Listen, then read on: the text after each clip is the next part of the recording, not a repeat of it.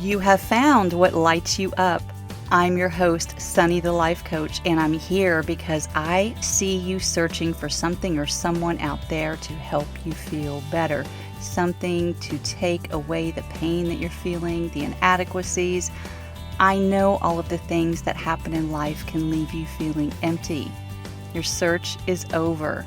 This podcast is all about finding your own freedom and power to love yourself enough to shine in the ways you were always meant to, the ways in which you are already fully capable of.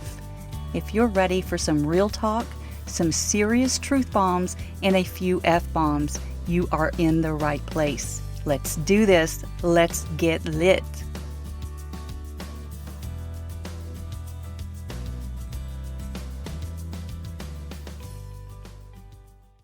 Hey there and welcome. I am so grateful that you are listening to this episode today, whenever or wherever you are. If you are a returning listener, I hope you've had a good week.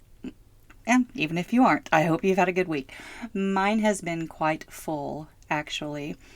Between my coaching schedule, my new fun side gig at the local florist, and general purging activities around the house, I'm feeling pretty full at the moment. Not maxed out, mind you, just full. And kind of free. I've been chasing this experience of emotional freedom for some time now.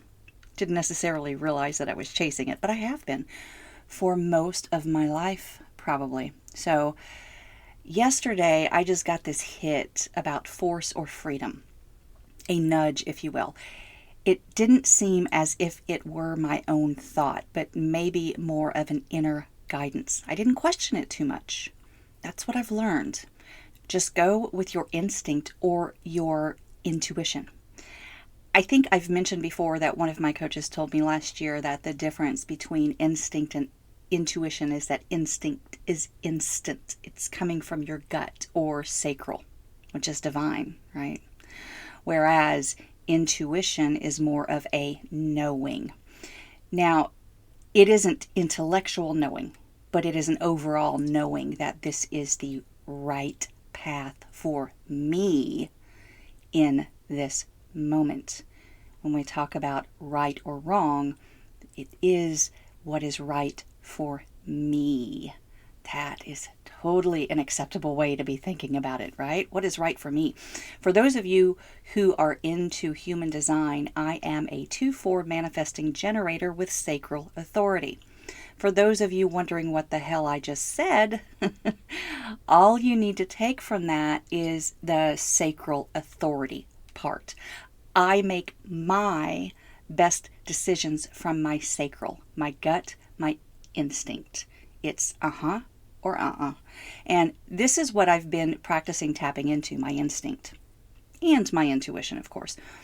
What that means for me personally is that when I get what I referenced earlier as a hit, I'm learning not to question it and just to follow it. That is what my authority means. When the concept of force or freedom came to me, it was an immediate, yeah, that sounds right to me. So that's where we're going today.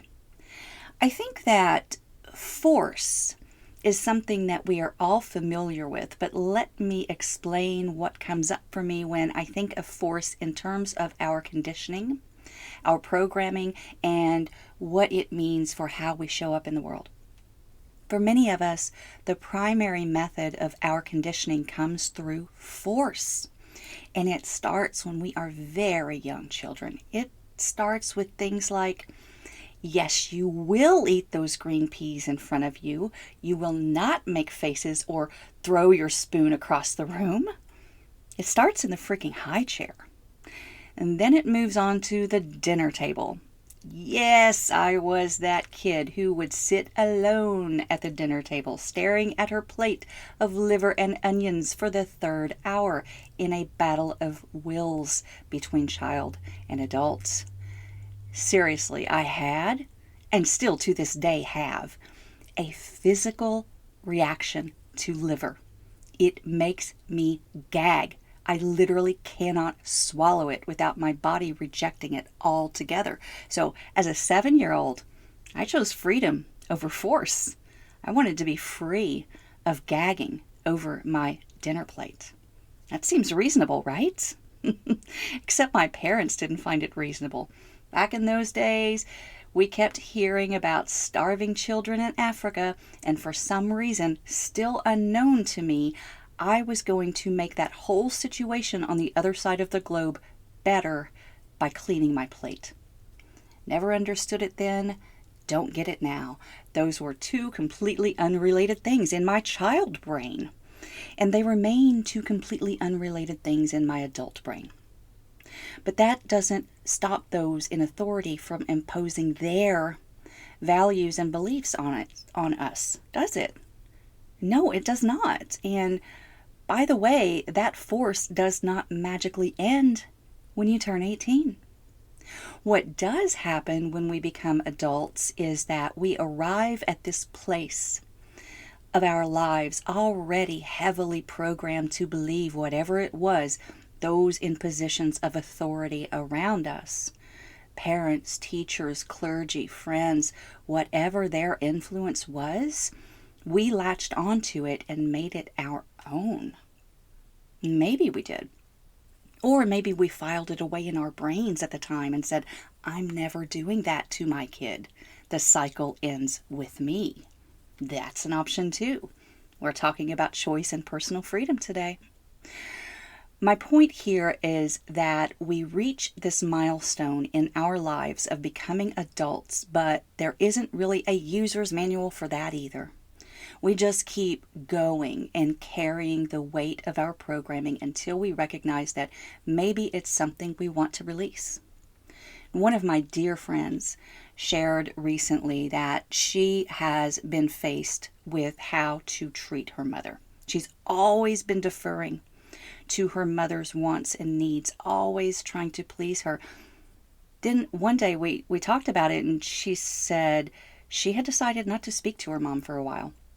This isn't an easy option for her to choose, to set those boundaries, but when she recognized that she had been sinking deep into the realm of people-pleasing with her mom, which many of us do, and that if she just performed and did and said everything her mother wanted her to, just as she's always done, then there would be harmony and all would be right with the world. But that wasn't working. What my friend realized is that there was a complete imbalance in that relationship. She was never going to be good enough. She could perform and do all the things and say all the right words all day long, but her mom would still find a way to be disappointed. When she realized the trade-off for this performance was her own emotional freedom, she released her hold on that part of her programming and then went about the business of removing herself from anything that would further perpetuate that cycle of expectation from her mother and the constant draw to please as her daughter, as a good girl. And I don't know where this is going to go with her and her relationship with her mother. We'll have to see how it all plays out. But the very fact that she is willing to explore alternatives is huge. Many of us won't even do that much. We'd rather die pretending to be someone we're not than to disappoint another human. Because that's what we've been taught. That's especially how women have been taught to behave. You're good as long as everyone else around you is good. If anyone else is the least bit unhappy, unfulfilled, or disappointed, you have to fix that. My friend had been forcing herself to fit into the imaginary box that her mother designed and built for her many years ago. That it was a huge release for her to discard it. She feels free. And notice that all she ever had to do was make a choice. But women are taught to sacrifice, to put their needs last, to serve others, to make sure they are happy, or at least content. That last part especially grates me because no one gets to decide how another human feels. That's not how this works. That is not where your power lies. Your power lies in your ability to discern what you can control. And what can you control? You can control your damn self. You have power over your own life experience, but no one else's. That's not for you. You can't change their minds. You might be able to sway their opinions, although you will never convince me to eat liver or chicken livers under any circumstances. You might be able to persuade, but ultimately what others think, feel, and how they behave is their experience. It is not for you to fight or fix or resolve. That would be force, my friend. And when you see how certain ideals or ways of living have been forced on you over time, is turning the tables and becoming the forcer what you really want? Well, you might think it is, but I promise that your higher self doesn't think that. Your higher consciousness, or even your higher power, your creator, your God, the universe, guardian angels, wherever you look for guidance, I can assure you that higher beings of consciousness are focused on helping you, not helping you to change those around you. Purging rituals or ceremonies or general activities from your life is also very freeing, is it not? That's another thing that I mentioned at the top of this episode that I'm working on, like literally cleaning out closets and either donating or selling things that we haven't touched in years. We all spent a good part of the weekend working on this, and it is definitely an ongoing project to declutter and prepare to downsize in a few years. Not exactly sure what that looks like yet, what that downsizing looks like, but I know it's coming, and there's no reason to hold on to things for a few more years that we know we won't be keeping long term. I'm feeling a little something about all of the hockey gear that is queued up to sell, but it is what it is.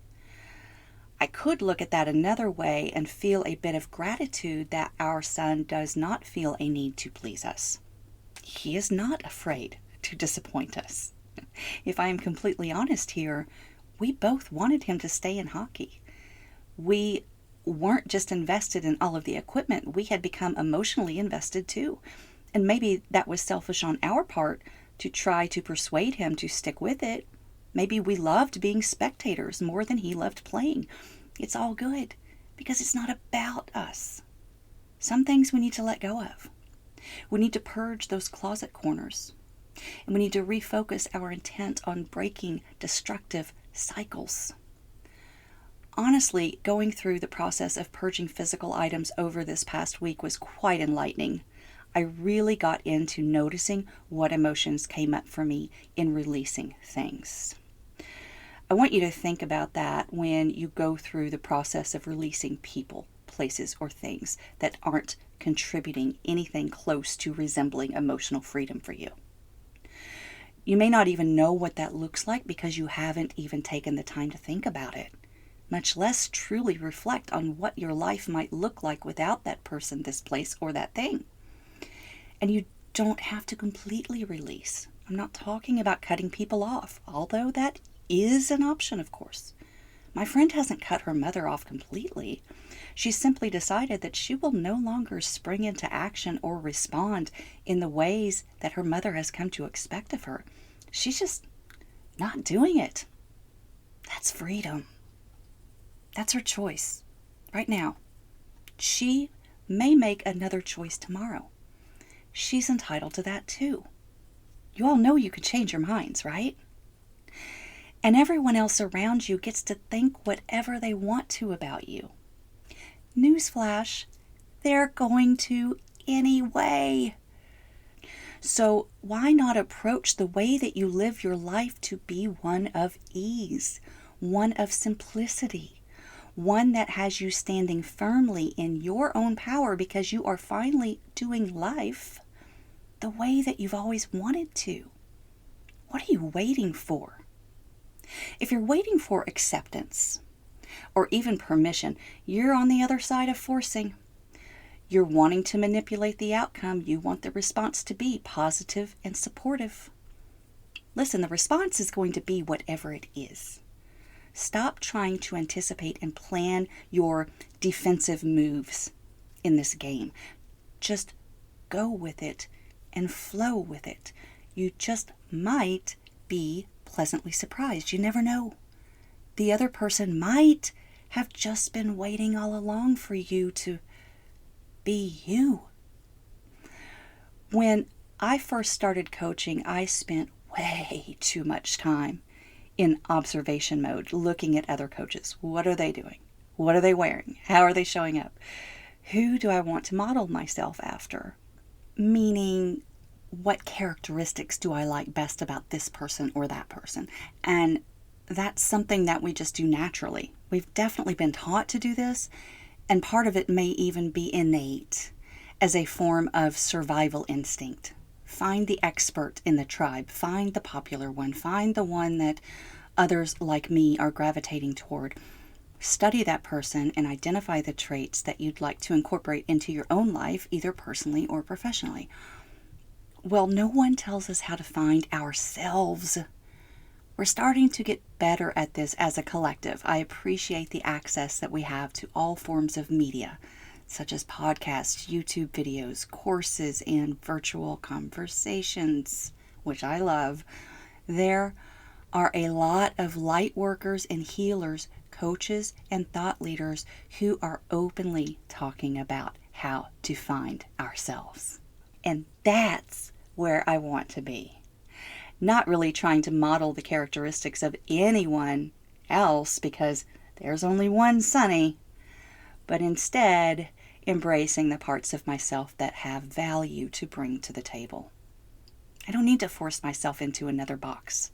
I can assure you I've busted out of every one that I've ever been contained in. Or I am at least working on a few remaining boxes. That might be more accurate. Just saying, I've been placed in enough of them over the years to step way back when I see a box coming my way. No, thank you.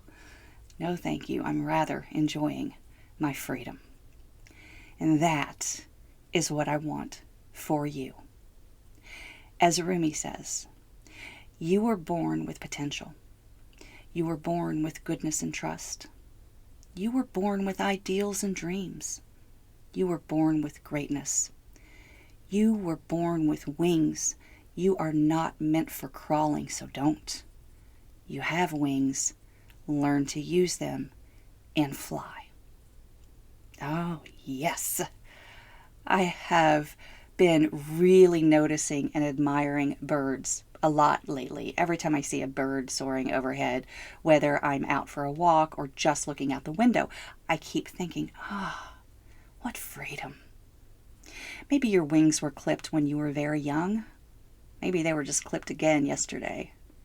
No matter when or what, who or how, you still have the capacity to fly, if you choose to set yourself free.